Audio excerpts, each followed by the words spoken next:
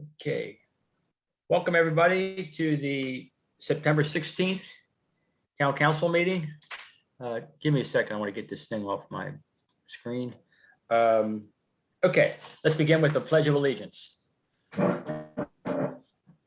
pledge allegiance to the flag of the United States of America, and to the republic which stands one nation, under God, indivisible, liberty and justice for all. God bless America. Alrighty.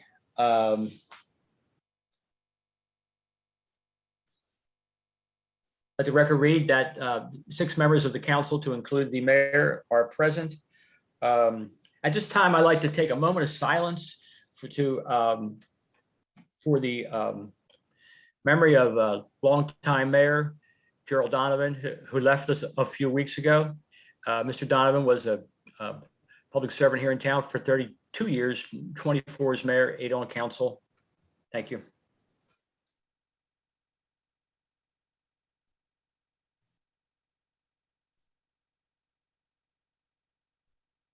Thank you, everybody. Is there a motion to approve the agenda? Move to approve.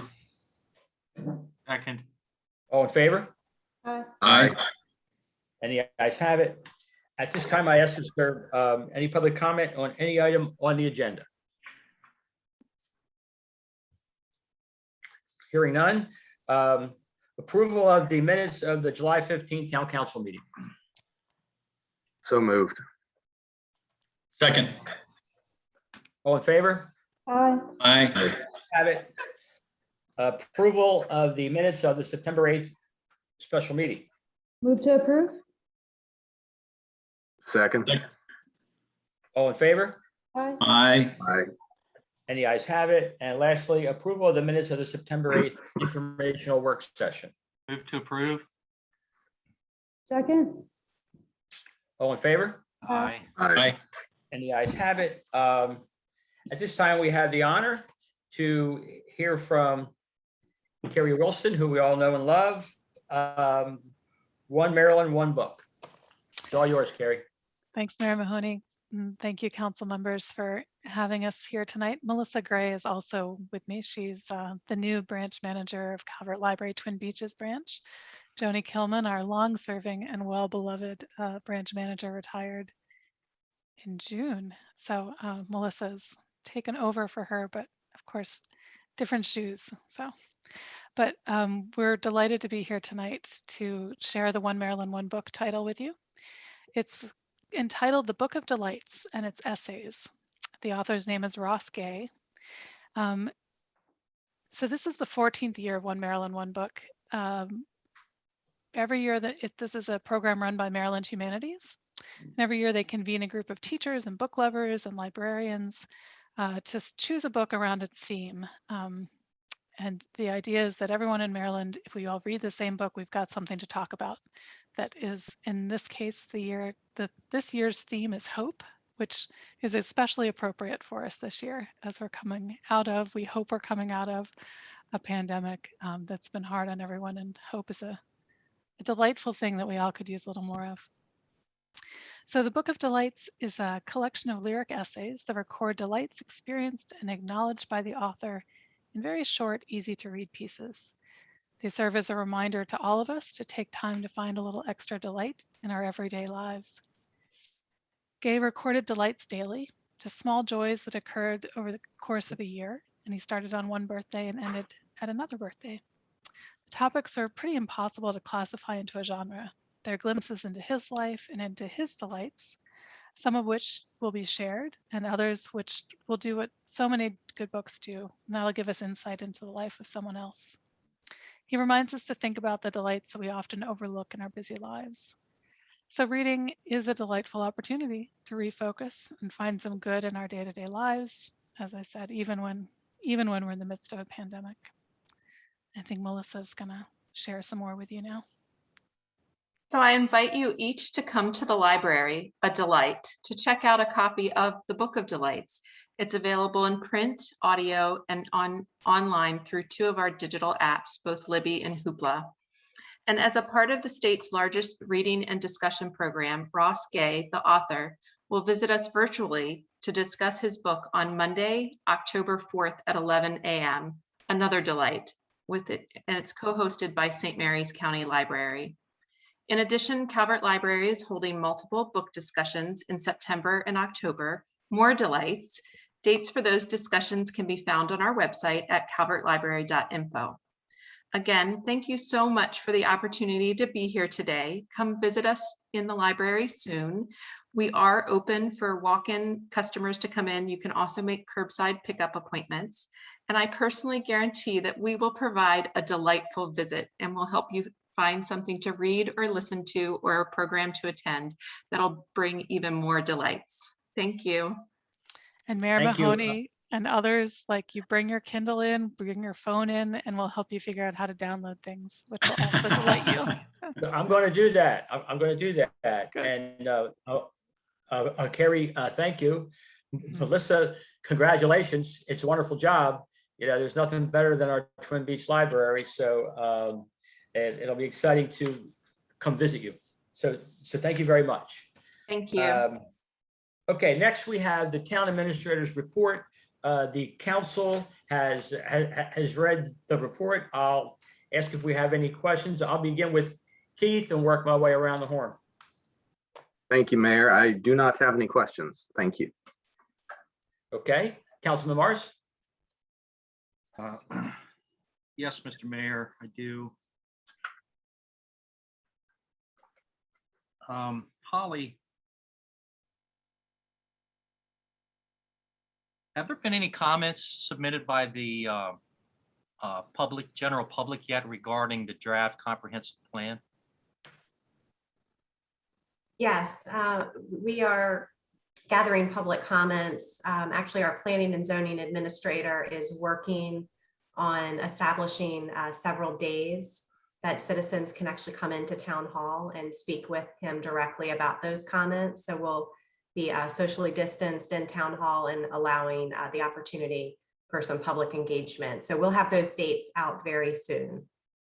And I did want to just point out for the public, the official public hearing draft is available. It's linked on our town website and also on the Plan Chesapeake Beach page for your review. Yeah, certainly interested in what those comments are. If it's possible, if you could maybe bring us up to speed on the comments, maybe in a month, maybe just have a couple moments there you kind of share with the council what the comments have been prior to that the upcoming public meeting that's been scheduled. And I was wondering, I was going to ask Jay, but I see it's on your report. Are we on schedule for the Richfield Station water tower work? Yes, we've provided the schedule here. Jay has met with the contractors on site. I would say we are on schedule. Jay, did you have any additional updates on that you want to provide? Sure. They did have a little rain delay on a project they're on now, so it might set them back up to a week. That's what the latest report is, but basically they're still on schedule. Sure. Okay. No further questions. Thank you both. Thank you, sir. Larry? Thank you. The only question I had on the Richfield Station water tower, we've discussed in the past about doing some graphics on the top of the tower. Have we ever worked what that's going to be?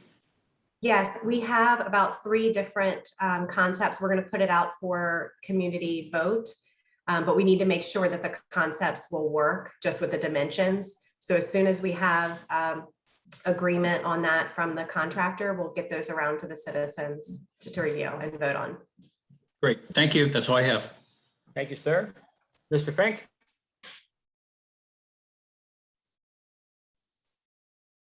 Who's probably on mute? Sorry about that. The update on the Naval Research Laboratory was fairly brief, and I'm just wondering, this is something where we heard a lot from town residents. Holly, have you heard anything recently from town residents on this, or has this gone a little more quiet now as things settle down into a pattern? I have not had a lot of feedback from residents. We did place the update page on our town website, and we're continuing to update that with any new information and new testing. So no, I can't say that I have had a lot of engagement from residents after putting that out. Okay. Well, I think I've said this before, we're doing all the right things and communicating as openly and or aggressive isn't quite the right word, but as being as forthcoming as possible with this information and all the extra steps we're taking, I think is great. So I applaud that. Thank you. Thank you, sir. Dr. Bodine? Most of my questions were answered already. And I'll touch on the 17th Street Boardwalk during my green team report. So no questions. Thank you. Thank you. Okay, next is Public Works report. We've read Jay's report. If we have any questions, I'll begin with Valerie and work our way around. Hi, Jay. How are you? I'm good, thank you. I was just going to ask for an update on the surveys and storm drains that were going on. Sure. So we've completed a lot of the surveys. We have one more going north of 29th Street. But basically on the seafront there, once you get north of Veterans Park, everything's about sea level, even going into North Beach. I've worked with Wayne trying to compile preliminary information. We're going to have to go back and get invert levels and do some more detailed stuff, but it's basically nuisance flooding, sea rise level, from the tot lot ball fields and that area, just trying to stay ahead of it.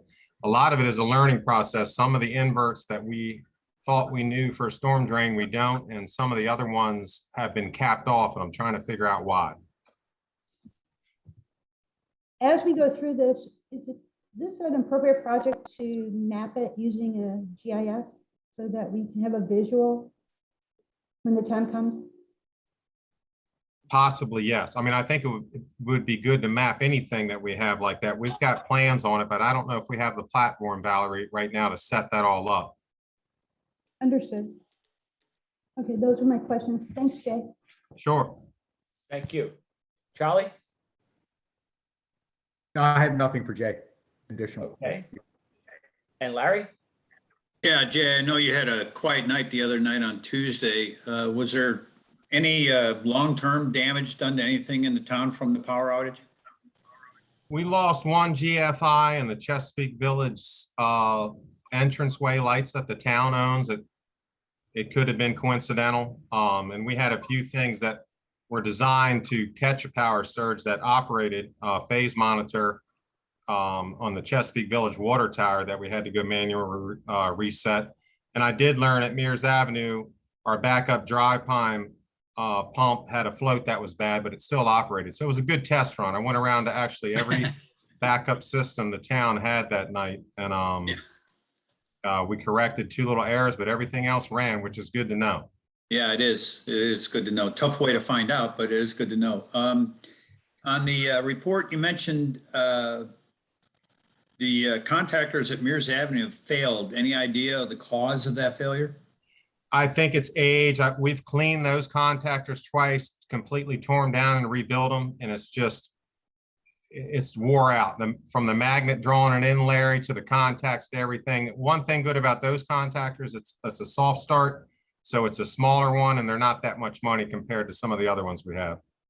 Scheduled for replacement? Yeah, it's already replaced. We got it and I bought the next spare. Got it. Thank you, Jay. Sure. All right. Mr. Mayor, may I come back, have a question? Go ahead. I'm sorry for jumping in.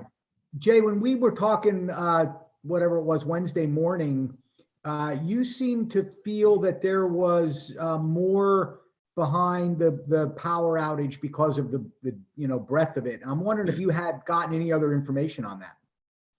I really haven't officially. I have a few friends that work for BG&E and I'm not, I don't know what happened. I know it was way more than one transformer that blew on a line somewhere.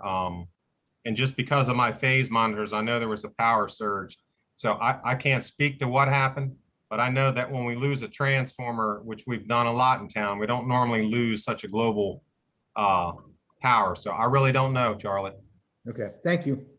Very good. Greg? Yeah, Jay, it's to follow along with Charlie's comment there. I know years back when we had suffered that power outage for many days, and I think there was some reworking done by BG&E so that the power could be brought into the town a couple different ways. I'm certainly I don't think the power was really down for that long. However, am interested to know if the burning line on 261 was really the main reason, the only reason BG&E has. So would like to see a future update on that. And I wanted to add too that I'll be brief here, but I've known Jay for a while.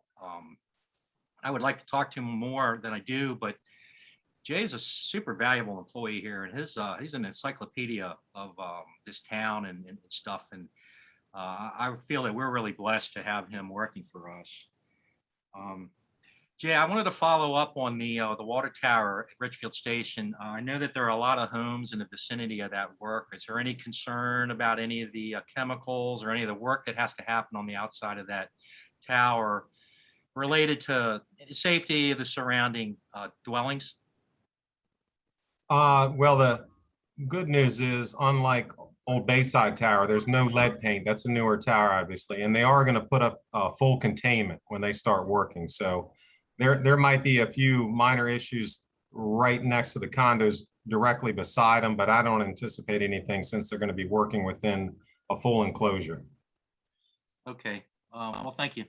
Sure. And thanks for the comments, Greg. I appreciate it. Hey, you earned all of it and more. Thank you. Yes, indeed. Keith? Yeah, thanks, Mayor. Just a quick question on the water meter MXUs. I know that that program started, I don't know, 4 or 5 years ago. I was just curious where that is now in terms of replacing.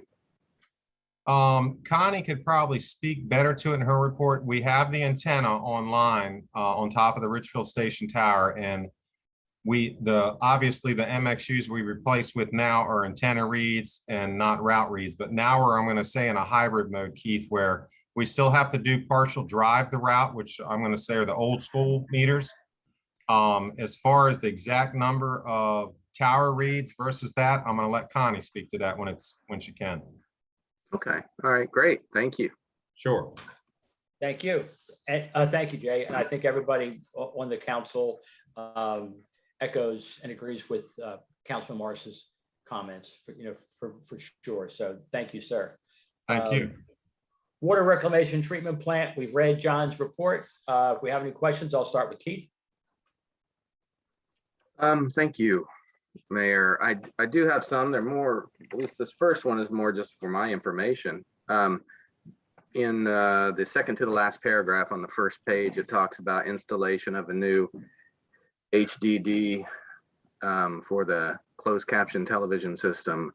And I was just curious what that, and increasing the camera footage capacity from 1 terabyte to 8 terabytes. I was just curious what that was for. What were the recordings for? Well, what we installed was to increase the storage capacity, right? We could review the about 4 to 6 days of storage. So we increased that so we could at least go back about 2 weeks. So if something happened, we could review it back at least 2 weeks. I see. Okay. And so when you talk about cameras, are you talking about the entire facility, or you have these focused in on certain machinery and equipment, or I just don't know. I'm just curious. Well, we have them on all different types of machinery during operation. We have it on the front gate. We have it for security of the rest of the plant. And we're also going to add a few more to areas where we can't see. Okay. Which is on the top of the filters. All right. Great. Thank you. I appreciate that. And I believe that was the only question I have. Thanks. Okie doke. Greg? Yeah, no questions from me. Thank you. Okay. Mr. Vice President? Thank you. Once again, congratulations, no bypasses, no SSOs. But my question, John, is This report especially, but the last several months has always contained something relating to electrical problems at the plant. I'm wondering if we're taking some kind of an overall look at that. Yes, we are definitely are trying to, the next step that we were going to look at was doing an electrical audit of the plant. We already are set up in the new ENR upgrade on a lot of the buildings and the electric coming in. We have Allen Bradley Power Monitor 5000s, which in each building will give us the kilowatts per hour of a daily use to log in on a monthly use.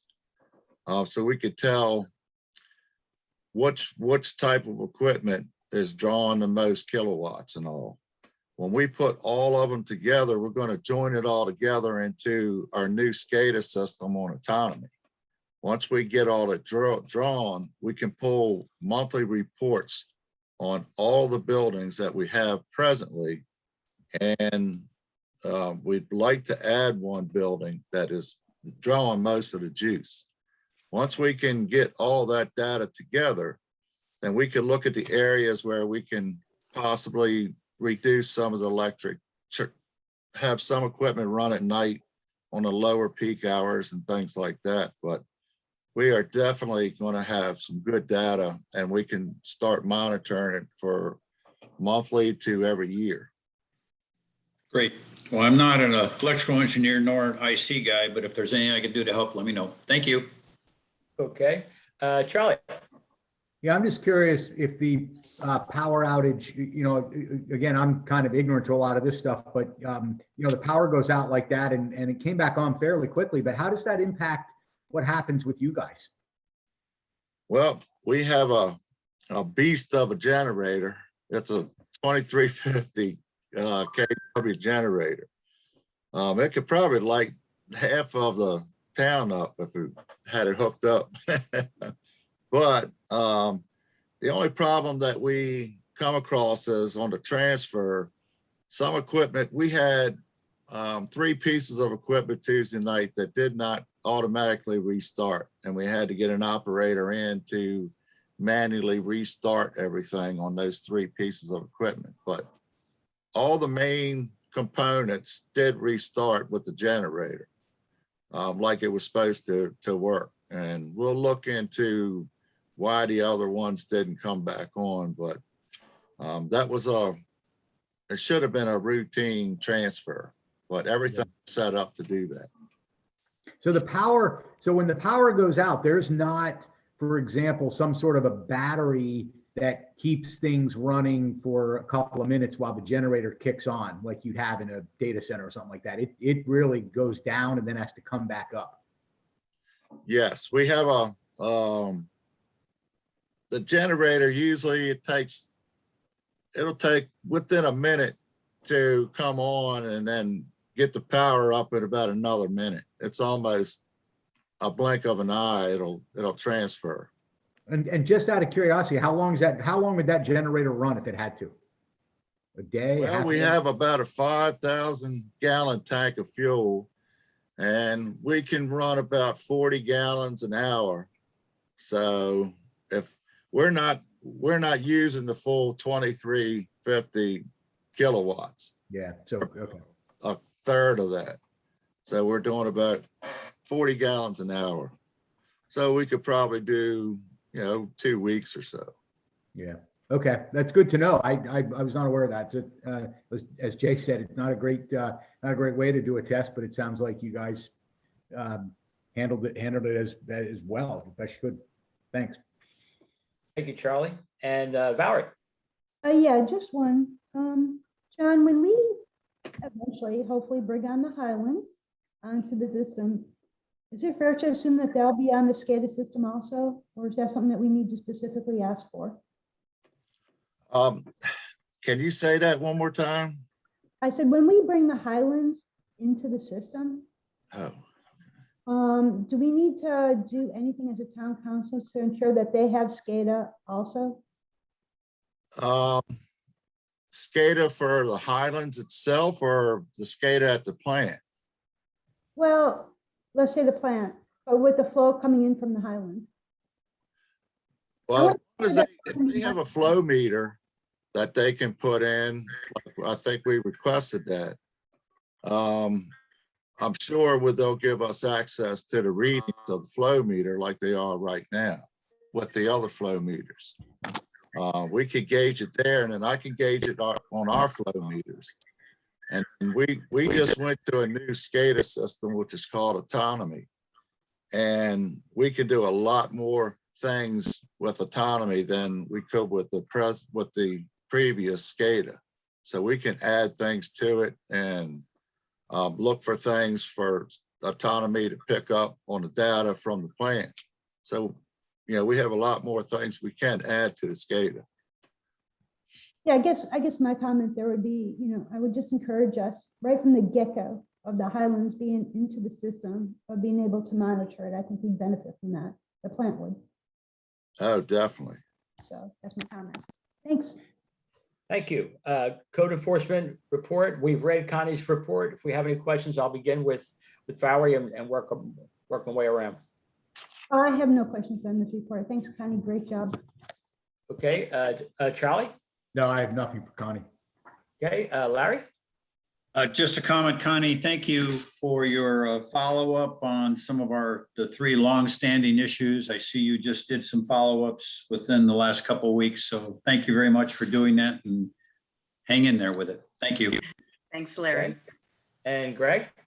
Yeah, I have a general comment, Connie. I know this, it's a little for Holly too, but our current trash contractor, Evergreen, there have been some issues lately over the past few months, maybe. Want to lead in with, I know they had missed my trash about a week and a half ago, and I had the can behind my son's truck. I mean, we're in a cul-de-sac, and if I had to do it over again, I would have made sure that the can is just kind of wide out in the open and not like alongside of a vehicle, because I have the space there. And so I would just encourage Town Hall to encourage residents. I mean, some of these problems we're having are user problems. Like Councilman Morris leaving his trash can behind his son's truck there where you can't really see it and it can be missed. And so these things happen, and sometimes these are the reasons. So educating the public and trying to make sure that they get their stuff out in the right place. There have been comments about trash being on the ground and after they've collected, and I'm certain some of this is user induced as well. And it seems to me that if we need to try to set our contractors up for success the best that we can, and the codes are there to help that. And it seems to me that there may be some residents that we may need to bring some fines on them or come down heavier on them somehow to help the trash collection company be successful. They're not magicians. And if they're leaving trash, if users are leaving trash out, and we know that this has been an ongoing problem and it will always be a problem. We're just trying to minimize it the best we can. But I would just encourage code enforcement to go a little harder after some of these if they can identify some problem properties, and just try to tighten up the ship a little bit for the benefit of the contractor, because it's only fair. Yeah, I think that's just really it was just a general comment there. Thank you. Thanks for your comment. Keith?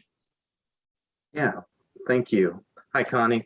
I don't have any questions on that report, but I would love a follow-up of what I'd asked to Jay about. Sure. Yeah, okay. Sure. So about 60% of all of our MXUs are now the new type, which can be read from the tower. I have been working with both the billing company and the company who is putting in the equipment at the tower. Right now, they are trying to tweak the tower. It seems like the success rate is not quite what they were thinking it would be. Even, with the 60% that we do have online, they're reading, I believe right now, about 91% of them. And they said the rate should be somewhere in the neighborhood of 97 or 98%. And they haven't been able to get that yet. And they're trying to determine why. And I really don't know at this point why that is. I have some ideas based on some things that I've noticed. Interesting that you asked the question, because one of the areas in town that seems to not be picking up as well as they thought it should is your community. And I don't know if that's because some of those meters are kind of hidden over in that area. You guys have a lot of fencing and stuff going on around a lot of your homes. Don't know if that has anything to do with it, but that's one of my theories that they've been looking at. I don't know exactly when. I don't have the software yet, and I'm not using it yet myself. I'm still waiting on them to get it where they want it to be before they give it to me to play with. Right. Okay. So, well, that's great news. So the other 40% that aren't tower readable, are those then you have to drive by those? Those have all been converted to the, I guess, readable from the truck kind of situation. Every meter in town is readable from the truck. And unfortunately, the way that we've had to do this installation, we're still going to have to drive the whole town because the new equipment is sort of all over the place. So it's not like Chesapeake Village has all new equipment or Richfield Station has all old equipment.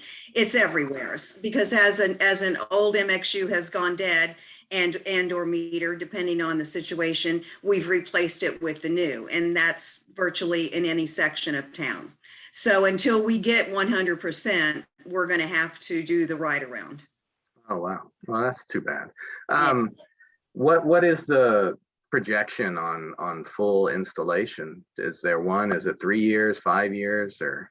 I wish DJ were here to answer that question. DJ and a couple of the other guys work as hard as they can all the time to replace these things. One of our biggest problems is replacing the ones that are in townhomes. We have a lot of townhomes that have interior units. And therefore, Larry's got his hand raised. He lives in one of them. Therefore, we have to virtually set up an appointment with folks. And with COVID over the last year and a half, I virtually quit those appointments. Right. Now we're replacing those, say a townhome is sold and we know that it's going bad. We'll go in and replace it before the new owner comes in. But with COVID, that part of it's been difficult. Okay. Well, thank you very much for the update, and keep up the good work. You know. Hey, Connie, could I interject for 1 second if I could, Mayor? Yes, indeed.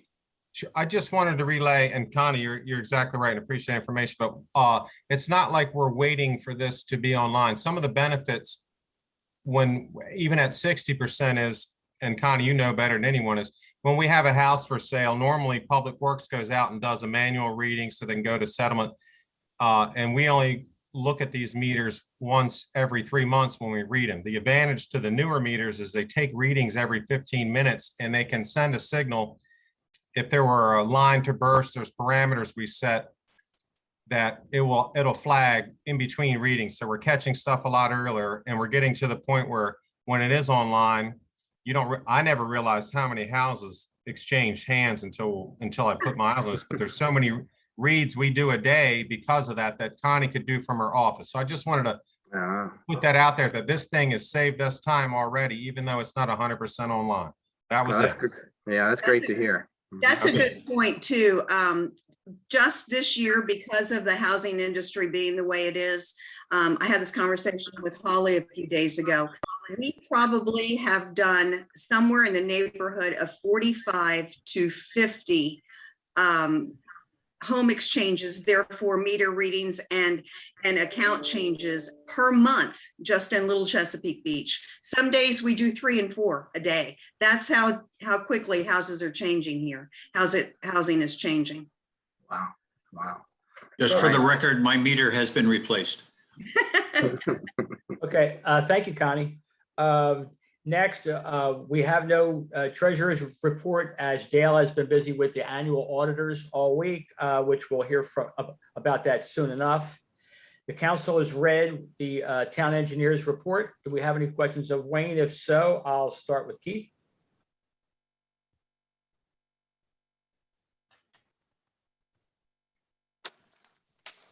You got us on mute, Keith?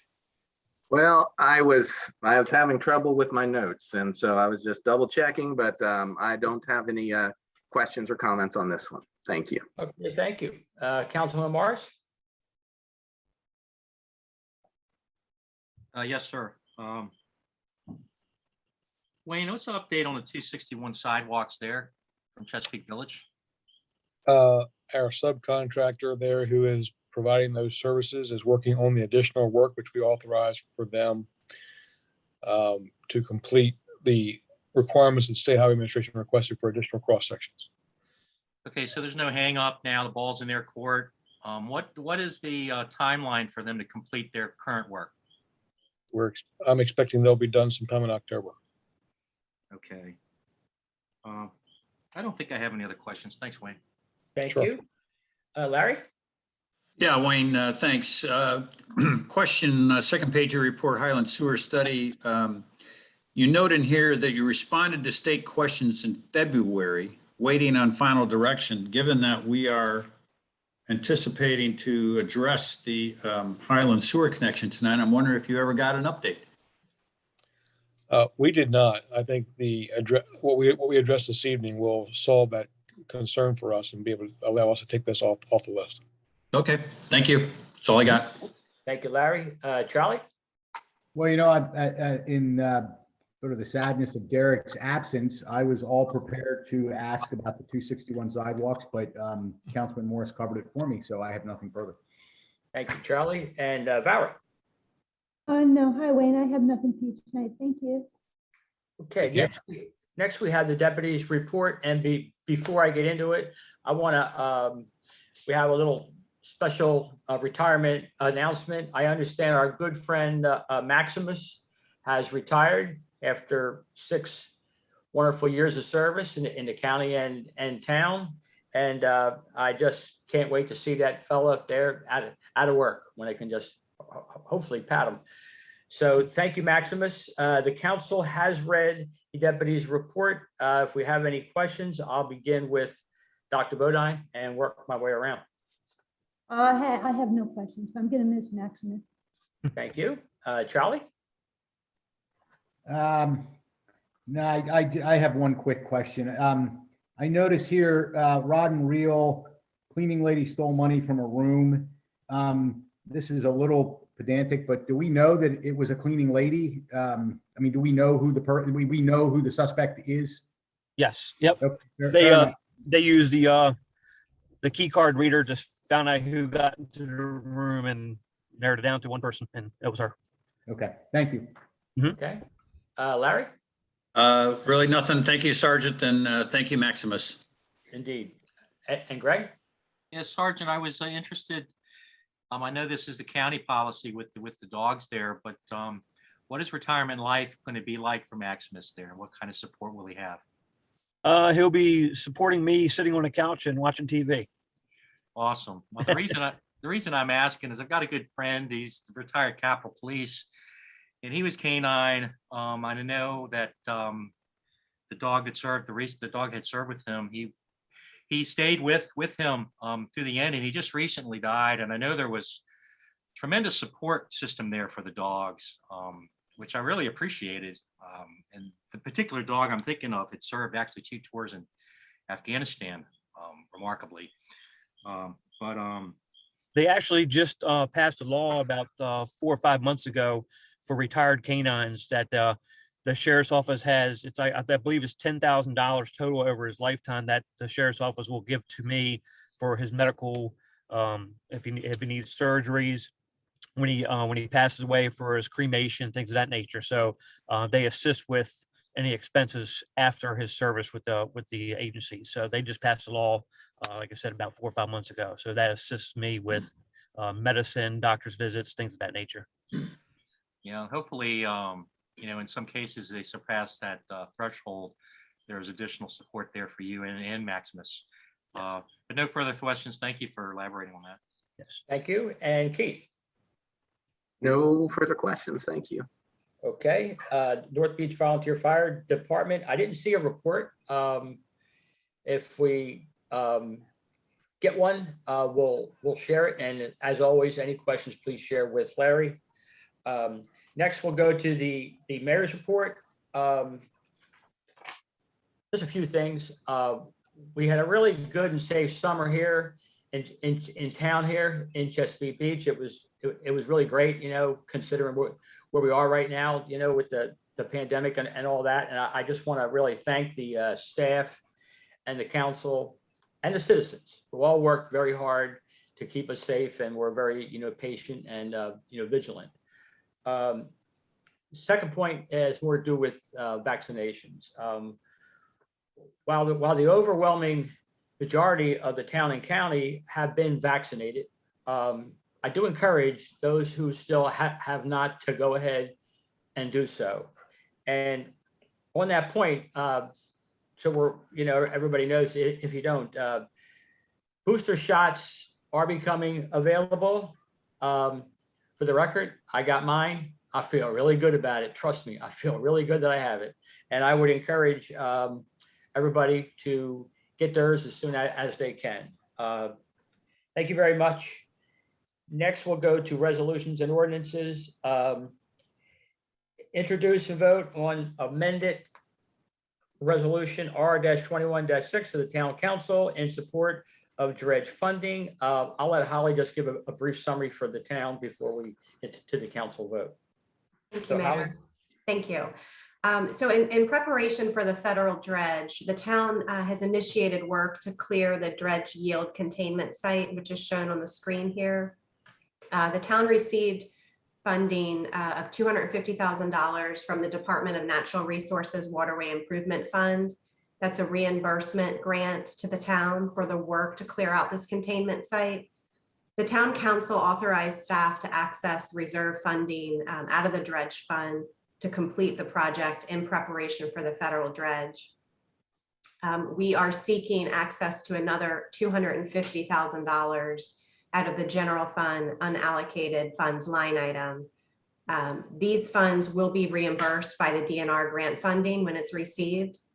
And the additional funding is needed due to unforeseen conditions at the site, additional work requested by the Army Corps of Engineers, and additional trucking costs for this project in order to prepare for the federal dredge. Thank you, Holly.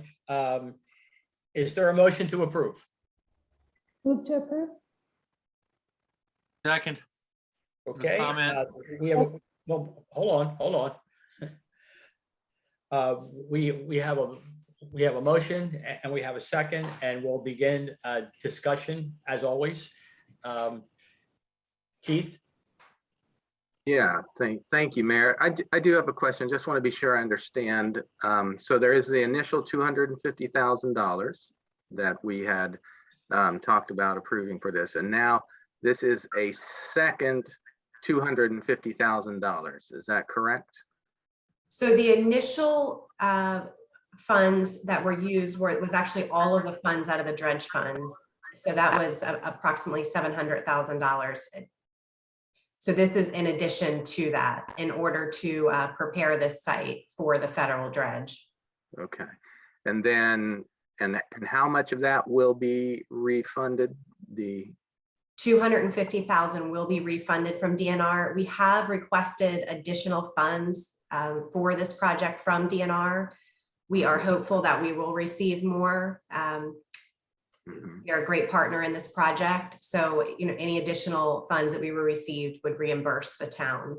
So the $250,000 would be reimbursed from the general fund unallocated line item with those DNR grant funds, and anything additional would go back into the dredge fund. Okay.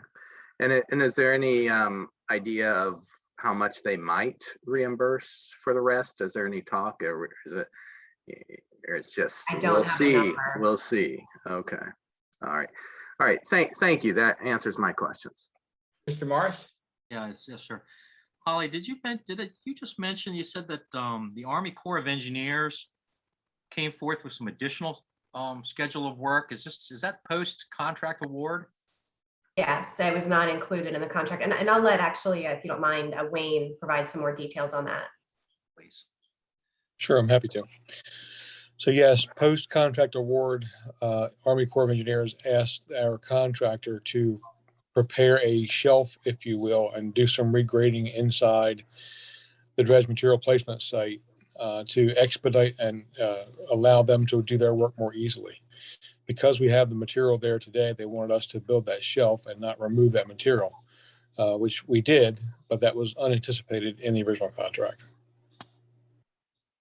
Okay. And basically that equates to about $250,000 of additional work needed. Is that basically in cubic yards of remaining spoils to remove? Yeah, this difference is made up of a number of things. Additional material to be removed, number one, additional work which was done, and the limiting factor of water in the material. So when we issued the initial contract, we were assuming certain weights for the material and how much material we get on each truck. Given the rains we've had, the tropical storm, the Hurricane Ida, whatever you want to call it, that material has been wetter and heavier than we expected. So we can't fit as much on a truck. So that's the difference is where this is coming from. We're looking for additional funds because it's additional load because it's heavier material than anticipated. Yeah, I totally understand that. No other questions. Thank you. Thank you. Larry? I just wanted to make sure I understood when we originally discussed this resolution 21-6, Holly, as I remember, the estimate you gave us at the time was like $700,000. And during that discussion, we were talking about getting the $250,000 reimbursement from the state, thereby lowering that cost to $450,000. Now what I'm hearing is the total cost of this might be more like $950,000, and we'll still get the $250,000, which means the town will be on the hook for $700,000. Is that fair? That's correct. Okay. Wow. Thank you, Larry. Thank you. Charlie? Yeah, I have no additional questions. Okay. And Valerie? Oh, yeah, just a few questions if I may. With the $250,000 coming out of the unallocated, general fund unallocated, what is our current balance in the general fund unallocated? Mayor, could I have Dale provide that balance? Yes, indeed. So we have Valerie, in our reserves right now, $3.6 million. So that's what you're considered the general fund unallocated, is that correct? Well, what we would do from a budget perspective, since we didn't create a line item for it from a revenue perspective, we would have to create one to offset the expense. And that's what you'll be doing then, okay. Yes, And so right now our dredge fund is at 0? it will be, yes. Okay. And are we expecting any other costs that would rise it above $950,000? No. Okay, I had a thought. I was going to give it during the town treasurer's report, and it's just a thought that dredging is such a important and a big deal for our small town that my thought is this. And it doesn't have to be continuously, maybe each budget, we could get like I'll call it a snapshot of the dredging history. That might go like 10 years back, that would show us costs, expenses, grants, it would show us how often it occurs, just a basic one-page history or an Excel spreadsheet, much like we did when we had bonds that were due, and we showed the amortization over years. In this case, we'd be showing, from a dredge perspective, activity over years. And so it's just something to think about. You can think about it like a snapshot of dredging history for the past 10 years. These were the expenses. These were the grants. These were the time periods or the year. These were the funding sources. I think whenever we have a dredge discussion or a dredge item come up, I just think that would benefit everyone on town council and even the public to have that sort of history. So it's just a suggestion, just something to think about. Just think of it as snapshot on dredge history. And I think it would make understanding these issues crystal clear. I have no more questions, and thank you. Mr. Mayor, Okay, one thank- follow-up comment. Yes, sir. Thank you. To follow on with Councilwoman Bodine's comment there, and I would expect Town Hall knows what the history's been there for expenditures for the dredging there. And it's important to know that for upcoming budget purposes. Thanks. Mhm. Okay. Is there a motion to approve? Well, I'm sorry, we actually have a motion to approve. We have a second. All in favor, say aye. Aye. Aye. And the ayes have it. Next, introduce and vote resolution R-21-8, a resolution of the Town Council of Chesapeake Beach to extend the temporary moratorium for an additional 3 months. Just as a quick summary before I get to the council, the Planning Commission has submitted a request to the Town Council for more time to devote to the completion of the comprehensive plan. Our Planning and Zoning Administrator briefed the Town Council during the recent work session. As a result of that, we have before the council, a resolution extending the moratorium, which is currently set to expire in December of 21 for an additional 3 months. Is there a motion to approve? Move to approve? Is there a second? Second.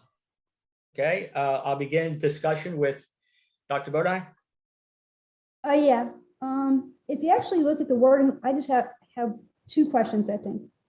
I'm fully in support of this, because it was voted upon unanimously by the Planning and Zoning Commission, so this is what they want. I'm supportive of their activities. If you look at under the therefore be it resolved that, and you look at the second sentence, it says time period as reformed in the resolution R-21-3.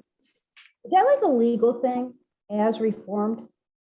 That's a typo, sorry. And I can tell you, I did make the change, and for some reason before it got sent to Holly, the change was not made. It should be referred rather than reformed. It should have been referred. So I apologize, and I'll make that change. But yeah, that's my mistake, and I caught it, but it was made, but it did not seem to get to Holly. So sorry about that. No problem. I just wasn't, honestly, I wasn't sure if it was like something, like a legal thing. Nope. Pat, do we need to do an amendment to change this to referred? If so, I would like to introduce that amendment.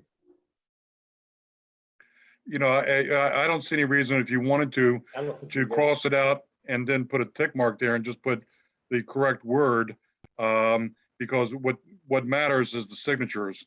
So if it's not done, just handwriting it in, there's absolutely nothing wrong with doing that if you'd like to do that. I'm fine. I don't think we need it. Any additional comments, Valerie? Yeah, I thought you were going to talk, Pat. I'm sorry. I just wanted to, if you wanted to change it.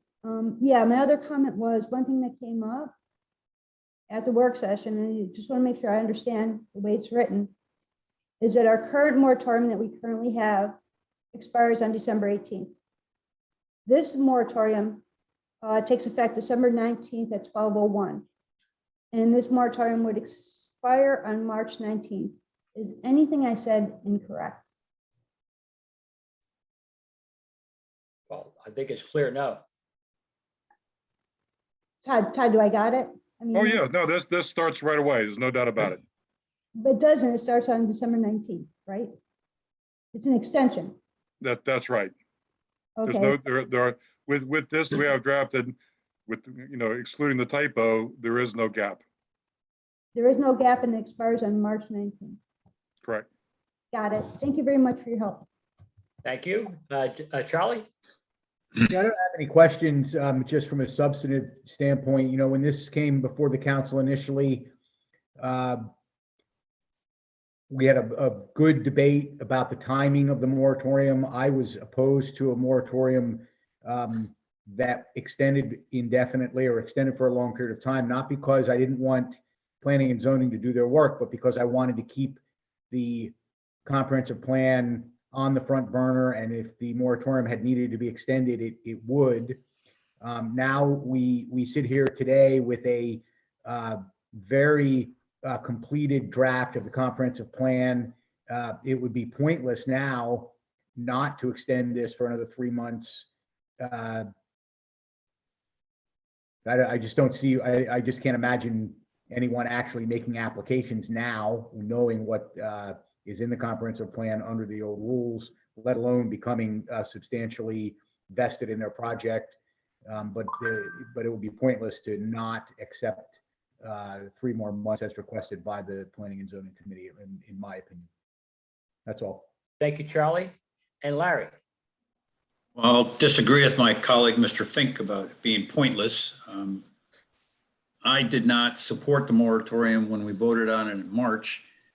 Given recent discussions and reports, and as just was acknowledged a moment ago, we will not have an approved comprehensive plan in 3 months, along with the required changes in the code to support the new moratorium or to support the new comprehensive plan. So I'm not quite sure what we're doing here. I think we're going to be, if this passes, we're going to be back at this again in March because we won't have a new comprehensive plan and the required changes in code to support it. And I just am concerned that this just drags on and on and on. So thank you. Thanks for your comment. Mr. Morris? Yes.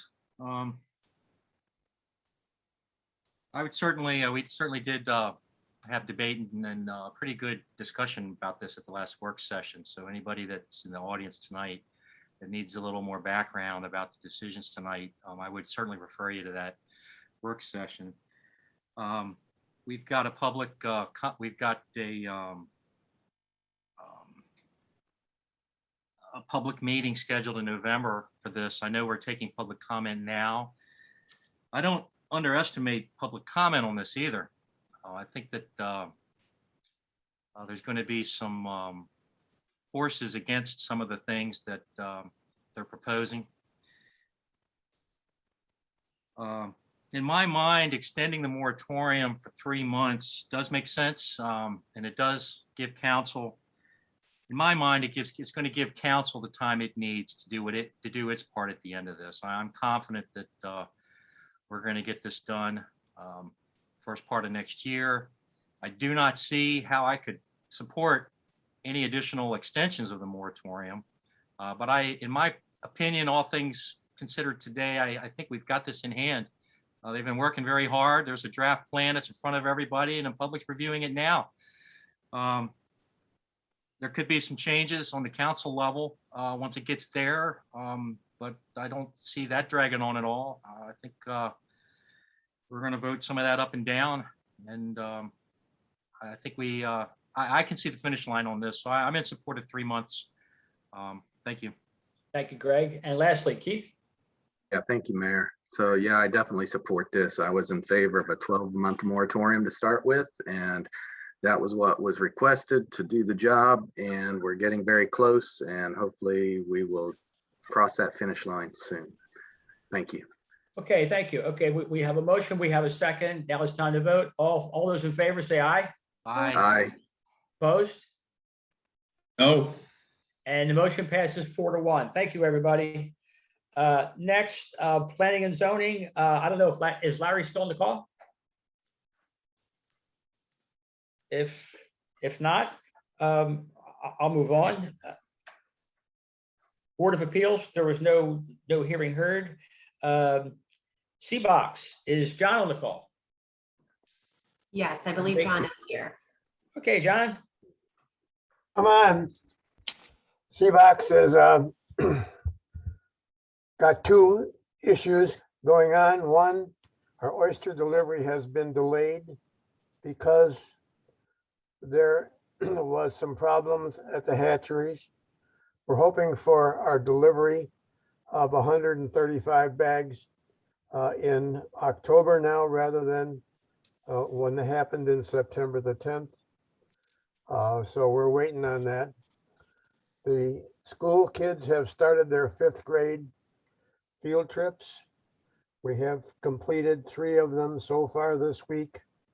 And unless the weather If the weather helps tomorrow, we're gonna complete the fourth one, but it looks like it's gonna rain and thunder, so they'll probably cancel, but we're having 28 field trips this year.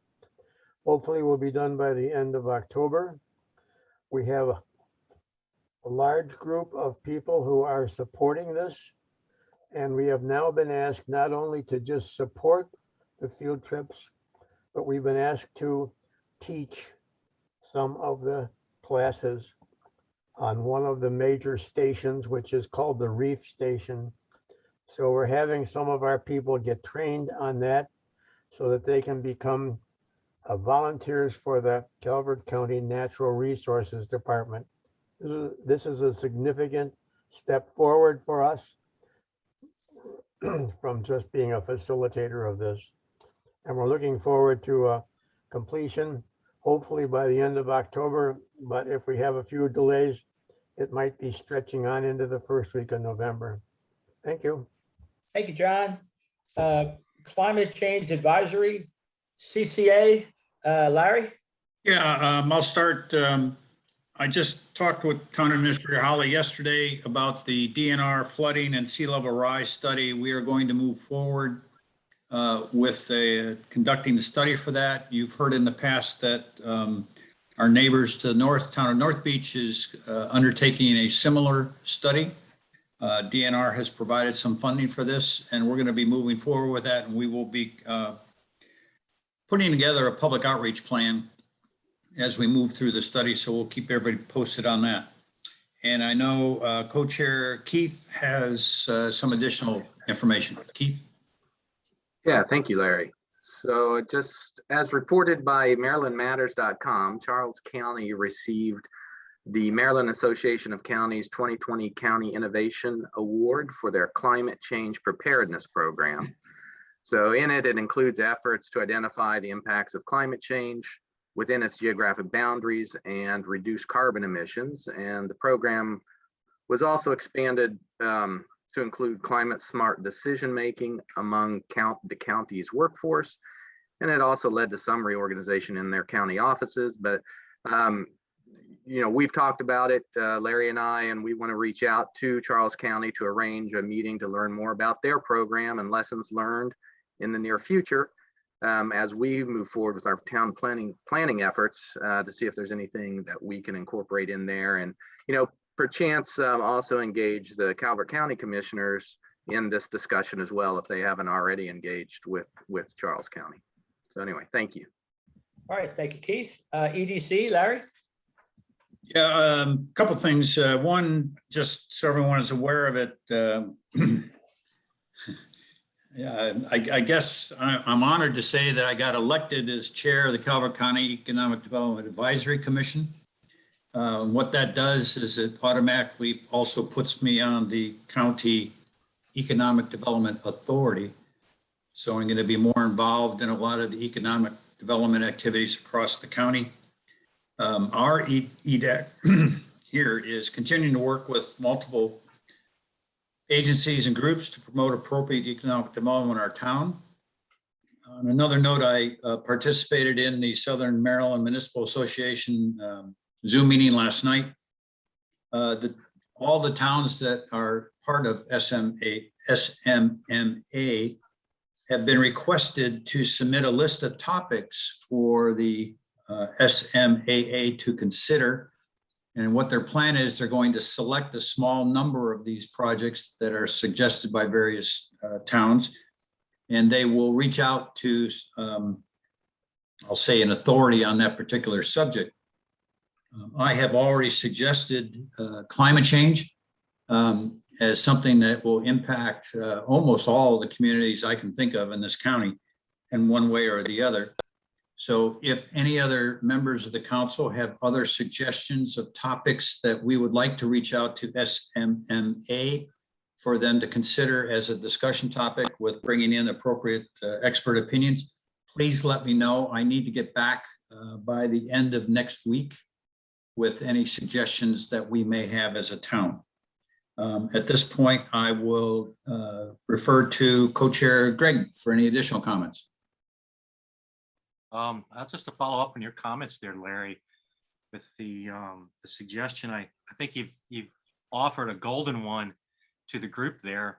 I would be a little reticent to make too many suggestions to them, if you will. We would like them to select maybe your golden suggestion there as a topic there. I think you hit the nail on the head with the effect around our county. We're not landlocked, we're waterlocked pretty much. Yeah, I'd like to make a comment too about the Taste of Beaches. I know that there's been consternation in the community about about the town canceling that. Really, we've taken a conservative high road with this COVID as North Beach has, and I've been in support of that. We don't want, the situation is fluid, and we're not going to have a hotspot or COVID outbreaks here because we've got these large groups where we can't control the crowd size. It's just not happening here in Chesapeake Beach. I'm certainly disappointed. We would like to have these in 2022 as a new year, and looking forward to some big bangs with the fireworks next year. So thank you. All right, thank you, sir. Green team, Valerie. Yeah, I have 3 items for tonight. The first one, if you walk along the railway trail, you'll see new signage up, especially those signs that were in the sunlight. I would like to thank specifically Sue and Larry for getting those signs up. I went along the trail and it looks absolutely wonderful. And thankfully, these new ones are UV protected, so hopefully they'll last a bit longer. So the railway trail has new informational signs up, including a few for C-Box. Second, on this coming Sunday, September 19th, we will be, the green team, planting the retaining wall on 17th Street. There's a little garden there that goes along that stretch between Chesapeake Station and the 17th Street retaining wall. And I really want to make a thank you and a call out to Windmill Farms. They provided, along with the town of Chesapeake Beach, the plants for this event, and also some of the material that we need to make the soil properly, proper. Shout out to Les and Windmill Farms, our landscaping company, who will also be partaking in watering that garden to ensure that it lasts. And finally, so that's this Sunday. The rain date is actually Saturday. So check your weather. If it looks like it's going to rain on Sunday, there'll be a notice put up that the event will take place Saturday. Then on September 25th, in cooperation with Calvert County Parks and Rec, we are doing the paddle and pathway pickup. That's where you can bring your canoe or your kayak or walk the trails the good old fashioned way. We'll have litter picker uppers. We'll have buckets. We'll have gloves. The Northeast Community Center director there, Erica, is our contact with Calvert County Parks and Rec, and I'd like to make a shout out to her. She's been absolutely wonderful to work with. We had a meeting last week to finalize a lot of the details. And I'd also like to make a special thank you to the town for all of their support for this event. As you know, if you've been in town for any length of time, we usually do 2 sorts of litter pickups each year. One focused on Bayfront Park and the other one focused on the railway trail. And this year, it looks like it's going to be a lot of fun to take our kayaks out and go along the edge and pick up litter that way. And we are lucky and thankful that we have Larry Ringgold, who will have his boat out there. So as we do collect trash in our kayaks and our canoes and put it in the buckets, he will be there with his boat to collect it from us. And special thank you to all those that have been involved. So that looks like a really nice event, and that'll be 9 o'clock, September 25th. There'll be 2 welcome tables. One near the boat launch ramps for the kayaks and the canoes. You bring your own, we don't supply them. And the other near the trailhead. And so I actually walked the trailhead about 3 or 4 days ago. Right now it's looking really nice. So we'll have to see just how much work. Don't worry, there'll be plenty. If the railway trail doesn't need cleanup per se, there are other places in town that we will set you forth to. So once again, the 17th Street retaining wall garden planting is this Sunday. And the paddle and pathway pickup is September 25th. And I look forward to seeing you all there. And our next green team meeting is September 23rd at 7 p.m. at the Kellums Pavilion. If it does rain, we can go into the town hall, but just be aware that you have to wear face masks there. It is a requirement that if we're rained out at the pavilions and go into town hall, you're required to wear a face mask. Other than that, that's all I have for you. If you have any questions, let me know. Thank you. Kellums revitalization, Greg? Yes, sir. We have not scheduled the next public meeting of the Kellums Revitalization Committee. We are in an information gathering mode right now. There have been a lot of great suggestions, some wildly popular from the public. Earlier this week, Holly, myself, Charlie, and Jay, we walked the site September 15th. Walked the site. We discussed hurdles in accomplishing some of the suggested changes.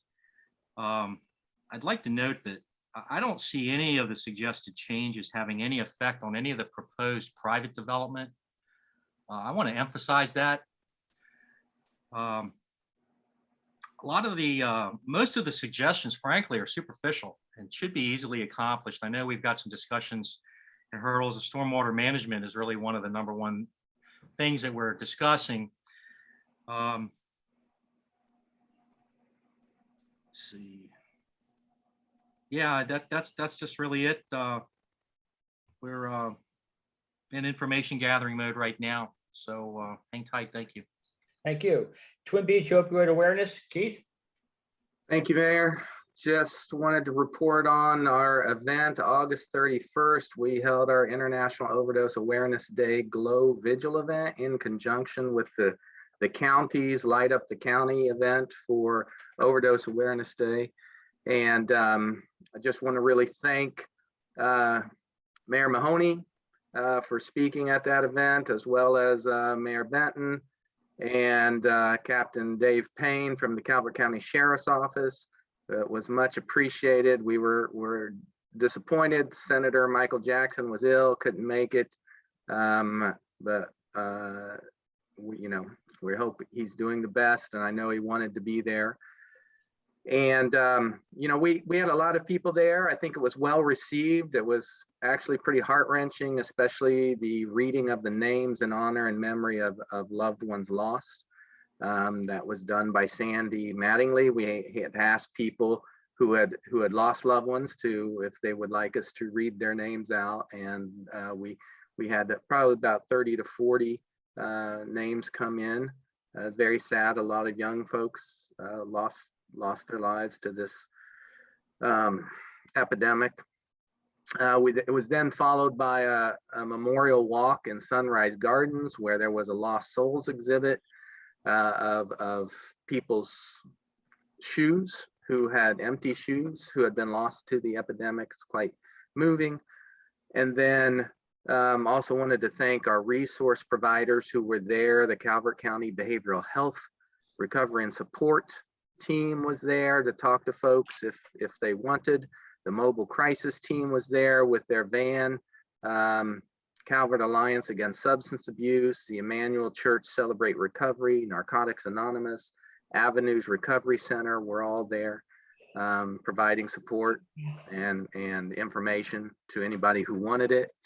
And I would say there was probably around 100 people who came to the event. And then, of course, September is still Recovery Awareness Month. If you do have a purple light, we ask you to keep that burning every night in recognition of all the folks who've been lost, as well as their loved ones or who are struggling, as well as those who continue to struggle with recovery on this. And finally, I think, I just wanted to thank once again all the council or the committee members for all the work that they did to pull this off. It was quite a bit of work, and a definitely special special mention and thanks to Sandy Mattingly, who really put her heart and soul into this and really led this effort. So thank you so much. And moving to another item. So the overdose awareness Calvert crisis response signs that we have, I know one of them had ripped that was in front of town hall.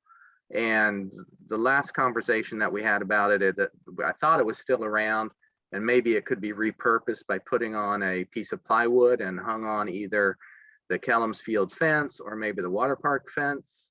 Do we still have that? Do we know?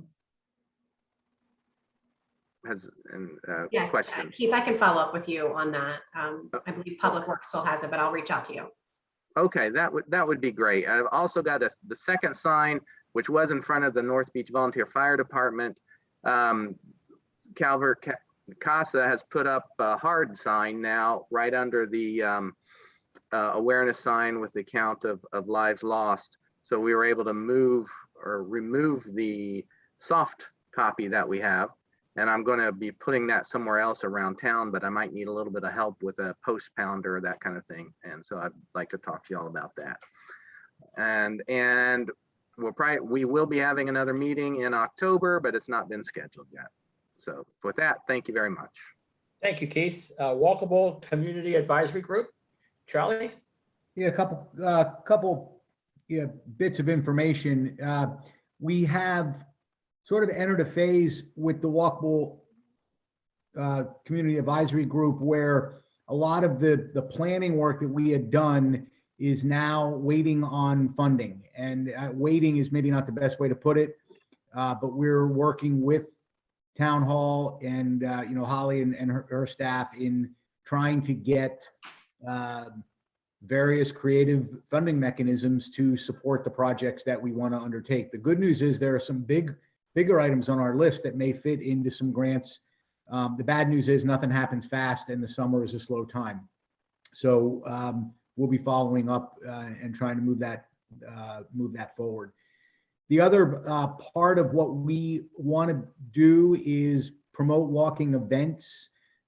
We had started in discussions with Calvert County Parks and Rec, and the summer again has just been slow. So we'd like to maybe get back in touch with those folks and try to get a few events on the calendar. We are meeting Monday, the 20th. It's mainly a work session, and we'll meet outside at Kellums Pavilion, which is a good model right now for meetings. And we'll see what we have to report after that. And that's it. Thank you, Charlie. And we really miss Derek. Thank you, Charlie. We sure do. No unfinished business, new business. The first two items, which are the Public Works agreements, they do not require a vote, but I wanted to put these on the agenda. I wanted to make sure that copies of these are available to the town, so everybody in the town can see it and read it. This was never done under prior administrations, but to be clear, I want to make sure that the citizens have access to these. There's no, private agreements being made by the mayor and council with these entities. It's all out there for you to see. So I'm very proud that we're doing this as an administration. With the first one is the council has reviewed the Richfield Station Public Works Agreement in a September work session, and it's recommended that if there are no other statements, that the mayor execute the Public Works Agreement. The second one is the town council has reviewed the Rod and Reel Public Works Agreement in a September work session. It is recommended that there are no other comments, that the mayor execute the Public Works Agreement. Thank you, and we'll do this moving forward. Next, town council to consider awarding a contract to McGrone in the amount of $45,860 for the water reclamation treatment plant filter cover design. Is there a motion to approve? So moved. Is there a second? Second. Okay, any discussion? We can begin with Keith. Thank you, Mayor. I don't have much to say. I think it's it's a considerable savings over the last bid, and I think it's the right way to go. Thanks. All righty. And Greg? Yeah, I would like to thank Wayne for reaching out to Macron. I have worked with Macron before professionally. I know they're a quality outfit. And I did want to point out to anybody that's following along that neither proposal includes any of the construction costs. Basically, what we have here is we're shaving down the design costs considerably for this work. And we're retaining, and the work's going to be done, the design work's going to be done by a very reputable company. So thanks for that. Okay, thank you. Larry? Just Councilman Morris just made my comments about pointing out that this is not the construction costs. These are just the engineering services for design and the engineering services during the construction itself. And as I brought up during the work session, I just wanted to reinforce that to make sure this design includes the ability to easily open those covers. Thank you. Thank you, Larry. Charlie? Yeah, I have nothing further. And Valerie? Nothing further either. Okay, very good. We have a motion and we have a second. All those in favor say aye. Aye. Aye. And the ayes have it. Town council, consider authorizing the town administrator to purchase a public works vehicle not to exceed the FY22 budget amount of $45,000. Is there a motion to approve? Move to approve. Second. Okay, any discussion? I'll start with Valerie. No, this was discussed at the work session. The rationale behind it is evident, so no questions. Okay, and Charlie? Yeah, I have no issues at all with this. I support it 100%. And Larry? Supported 100%. Just wanted to make sure, as we discussed at the work session, that 45,000 is going to be enough. We sure hope so. And Greg? I'm in support of, had discussion at the work session. Thanks to the mayor for that. Thanks, Jay. All righty. And lastly, Keith. Yes, nothing to add. Thank you. Okay, we have a motion. We have a second. All in favor, say aye. Aye. And the ayes have it again. Okay, next, town council to consider authorizing the mayor to execute the MOU with the Calvert County government to establish a sewer connection at the Highlands. Is there a motion? Move to approve? Second. Okay, we have a motion and a second, and I'll begin discussion with Keith if we have any. Thank you, Mayor. No, I think this is needed for the environment, and looks like a good agreement. So thank you. Thank you. Greg? Yeah, I would like to commend Town Hall working together with the county and coming up with what looked like a very good piece of work. We did review this in depth at the work session. The work is interjurisdictional considerations are a little complicated. It's all resolved in a way that I think is very fair for the town. We know that there are more details to work out in what follows the work that is outlined in the MOU. And again, that was discussed at the work session. So again, I think it's good work. It's a good deal for the town. I'm looking forward to getting this work designed. Thank you. Thank you, Greg. And Larry? Yeah, good job, everyone, on pulling this together. I know it was a long road. No further comments other than, once again, the reminder that the town should look to install a sewer meter on the flows coming out of the Highlands. Thank you. Thank you, Larry. Charlie? It's great to have progress on this. This is another one that I tend to get asked about around and about, and it's nice to be able to report not a small amount of progress. So thank you for the work here. And Valerie?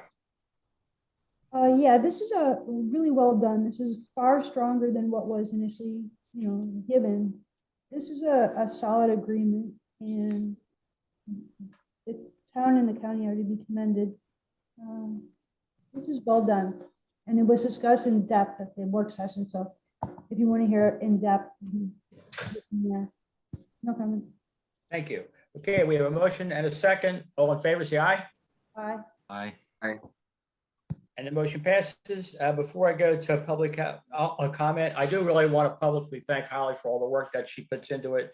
And note to self, if you're going into a negotiation, you want Holly on your side, not on the other side of the table. And I'll leave it at that. At this time, is there any public comment from anybody on the call? Hearing none, I'll go to the council lightning round. I'll begin with Dr. Bodine. Thank you. Once again, I hope to see you on Sunday at 17th Street for the planting. Our next green team meeting is Thursday, the 23rd at the Kellums Field Pavilions. And I really, really, really encourage all the residents to read the comprehensive plan. This affects your quality of life. So this is your opportunity to read it and then provide comments on it, either in writing, or you can go to the public hearing that will be held. This is an opportunity. Don't let it go by. Read it, understand it, ask questions, and then provide comments. This is about our town. So, take the opportunity, please. Thank you, Valerie. Charlie. Yeah, a couple things on a somber note. I don't know if anyone was in town on Saturday, but it was really quite striking. Some of the silences and bells for September 11th. So I just want to acknowledge that. I found that a little heart-wrenching, actually. On more positive notes, I want to put an extra plug in for Jay. We met with Jay on Wednesday morning. I think I have that right. Very early in the morning, after he had been up pretty much all night, but he did not miss a beat in taking Greg and I around and helping us understand a little better some of the issues around water flow and what the challenges are and some of the things going through in Kellums Field. So I just really appreciate that, Jay. I also want to put in a little plug for the library. The library folks were here. If you're not using the library, you should be. Great resource. And oh, by the way, free. And then my last item is 22 September is World Car Free Day. So it's an opportunity to go places on foot or by bike. The county has a number of activities planned around that. You can find that on their website. And that's it. Thank you, sir. And Larry.